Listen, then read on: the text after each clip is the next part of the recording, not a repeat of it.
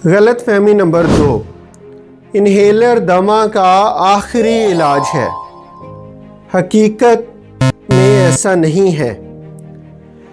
Inhaler ही दमा का असली और बुनियादी इलाज है।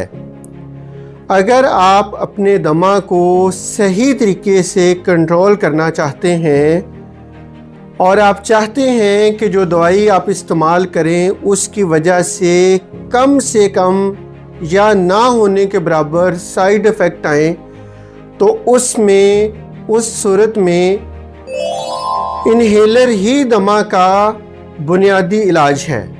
इन्हेलर के साथ दवाई उस जगह पे जाकर काम करेगी जहाँ पे उसकी असल में ज़रूरत है।